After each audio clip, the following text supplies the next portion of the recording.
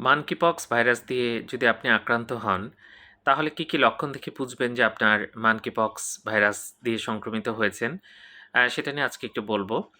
প্রথমত যে এখানে জ্বর থাকে, আপনার জ্বরের সাথে র্যাশ থাকে এবং পানি ভর্তি ফোস্কা তৈরি হয় শরীরে এবং সেটা কিন্তু অনেক সময় ফেটে যায়। এটা এখানে ব্যথা করে। ফোস্কা যেটা থাকে সেখানে কিন্তু ব্যথা হতে পারে।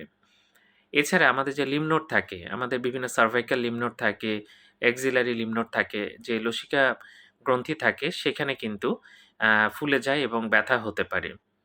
তাহলে জ্বরটা খুব ইম্পোর্টেন্ট। জ্বরের সাথে র্যাশ এবং সেই পানি ভর্তি ফোস্কা যেটা সেখানেও কিন্তু ব্যথা হতে পারে। এছাড়া শরীরে ব্যথা, অসম্ভব বেশি ব্যথা হতে পারে, অরুচি থাকতে পারে, বমি ভাব, বমি হতে পারে। এই সমস্যাগুলো কিন্তু দেখা যায়। তাহলে জ্বরের সাথে যদি পানি ভর্তি ফোস্কা হয় এবং লিম্ফ নোডগুলো যদি ফুলে যায় এবং সেখানে ব্যথা হয়, আ শরীর ব্যথা করে, তাহলে কিন্তু আমরা মানকি পক্সের কথা বর্তমানে মাথায় রাখবো। এটা একটা ভাইরাস দিয়ে হয় এবং এরকম হলে অবশ্যই দ্রুত ডাক্তার দেখাবেন। ধন্যবাদ সবাইকে।